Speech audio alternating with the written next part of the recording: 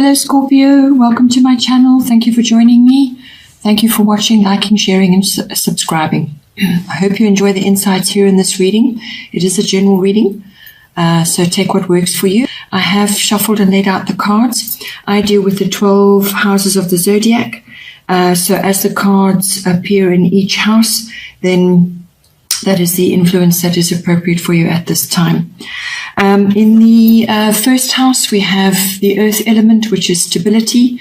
So the first house is everything to do with yourself, your physical appearance, your vitality, your personality, characteristics that other people can see, what you are projecting to others. It's your physical body, so how you look and how you appear to others, and how you are perceived by others as well. It's also all self-oriented interests as well. So with the earth element appearing in there, this is bringing you, it's actually helping you to be really rooted and grounded. So it also brings in strength. So you either are feeling this way currently at the moment, you're feeling strong, you're feeling rooted and grounded, or you could be asked to bring that in to actually anchor yourself and anchor your, how you are sort of making your way in the world on a daily basis. And it's also about being centered and practical, sort of displaying wisdom. And it's about building as well, building your self-confidence, building how you project yourself to others. In other words, you want to come across as self-assured and solid, methodical. It's also about being organized. So all of these characteristics are coming in. It's also, you may have to prove yourself in some way. So in doing that, then you may have to harness your stability and your strength and ground yourself to actually give of your best in that instance.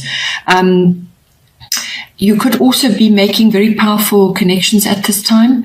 So this is a very good thing because it's going to help you in all other areas of your life, particularly in your work sphere or even just socially as well. So it could be a really great time to be making wonderful contacts, personal and also business related. So if you are perhaps projecting that you're self-assured, that you're methodical, and that you're organized, then that is going to attract that back to you as well. It's going to attract people who are going to appreciate that, and therefore you make a good contact.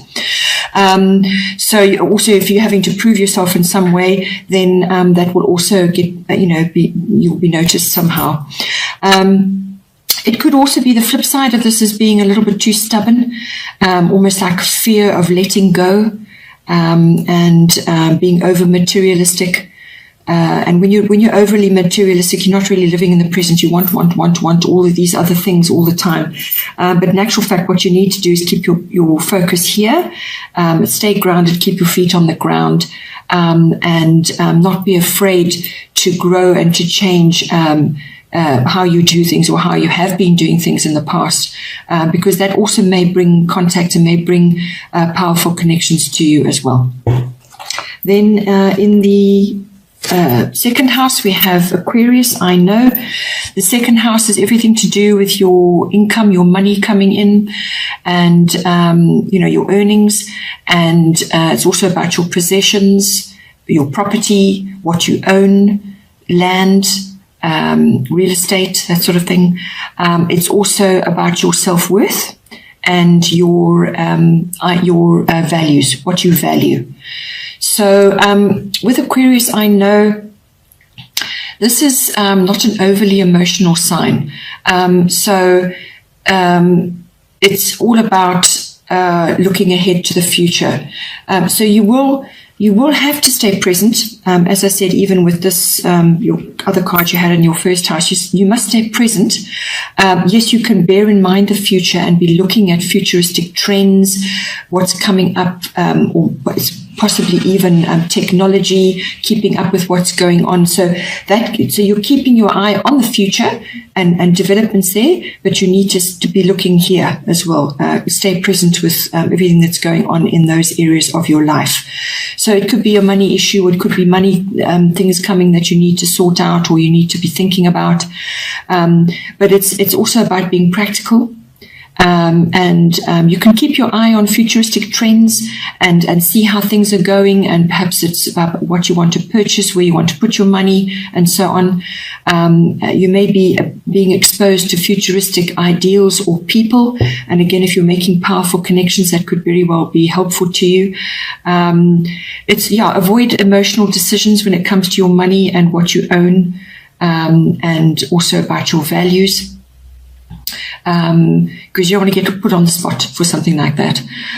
This card also may bring in surprises, because Aquarius is ruled by Uranus, and Uranus is all about surprises. You could be making very powerful alliances, or you may need to make good alliances to further your interests. So that's coming in again. So this is definitely a theme for you. It's also about trying new things. So if you have fears about letting go and trying new things, this card is coming to challenge you on that. Because that's what Aquarius is all about, trying new things. And there's nothing mainstream about Aquarius. Aquarius is futuristic, it's tech, high tech, and it's being visionary, really. That's what it's about. So you need to harness that and bring that into your money house and to your how you are setting your values and what you are, your possessions, and just your self-worth as well. So if you're stable and grounded and you feel self-assured, then you can tackle other issues. It may be work related, or there could be issues about how you earn your income. You may be requiring to make a few changes there, or you may have a few surprises. Now you've got to deal with things. So so these two are kind of going hand in hand here as well. Then in your third house, which is the house of communication, you have Venus, you have love in there. So what this is bringing in is you may be required to bring in some loving communication, or you may be having to communicate with others in your immediate circle. And this could be siblings, aunts, uncles, cousins, that sort of thing. You may need to communicate with them in a loving way. Or it's just, maybe it's part of your work, and you need to spread a bit of that around. It's how you go about your communication. It's what you say. It's how you say it. Is it kind? Is it compassionate? All of those aspects come in on this. The third house covers all kinds of communication, whether it's written or verbal, body language, even social media, what you comment, and so on. So it's a very compassionate and loving sign, planet, and therefore you need to bring those aspects into your world of communication. How you say things, what you say, and is it kind? Is it compassionate? Is it going to be? Is it going to lift that person up? There's various ways that this can come out. You also may need to be required to be charming, because that's what Venus is, very charming. And there's also a seductive ability, sort of aspect coming in here. So you may be, if you have a significant other, you may be enjoying very seductive and loving communication between you. This card also brings in beauty and the arts. It's hair and beauty. It's everything to do with those, fashion, socializing, crafts, going out. There's a lot of social interaction with this. So while you're out there doing your thing and socializing with others, just be careful what you say, how you say it, and be aware of, mindful of your words.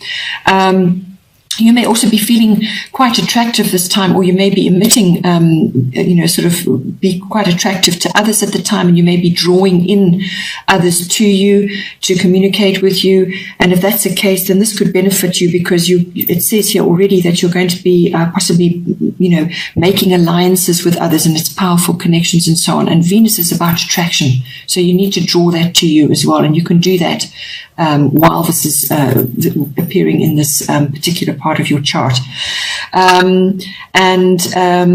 This also covers, it's Venus is also about refinement. So it's also refinement of how you communicate. It's refinement of your artistic expression as well. So you could also be communicating on a bigger scale. This is with the public or with a wider group of people, or sort of outward to more than your local. This could be a much wider sort of circle that you have influence in. So again, bring in those loving aspects if you can, or just an element of refinement and artistic flair if you want to. This third house also covers short trips. This is short trips around and about, so you may be going to like a music concert or live music bands, going to look at, sort of enjoy fashion outings, or crafts, going to like markets and fairs and things like that. And all those will be very beneficial for you. And again, while you're there, you may meet others. You may meet people who are beneficial to you in some way, or, it's all about connecting to others. Then in the fourth house, we have Grand Trine, which is blessings. So your fourth house is your house of home, and it's your home life. It's also your roots, your ethnic identity, and your foundations, where you came from. So with this card appearing in there, it's bringing in blessings for you, and it's all about harmony and flow. So you may just be feeling really in a good space in your home life, and with you're reconciled, or you're happy with how things are going for you at the moment. You feel content, and things are just flowing nicely. There's ease and grace there. You feel like you feel contented about how things are. Just don't take your hand off the wheel. Effort is still required to maintain this and to harness these blessings, and to actually keep yourself moving and flowing. So you can't sort of sit back and just let things sort of manifest around you. You do still have to exert some effort and actually show up as well. But it does indicate a very sort of happy, contented space at this time. Just trust in the flow. There's an element of completion as well about this. So you may have gone through a patch where you've perhaps been changing your home, or something in your home, or people in your home have been changing. Now you just feel settled and content. This is important because it does help you. If you're happy in your home and you feel good there, then that really does set you up in other areas of your life, and you can cope better.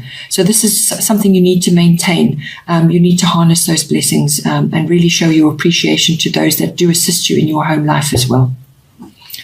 Then in your fifth house, we have Capricorn, I use.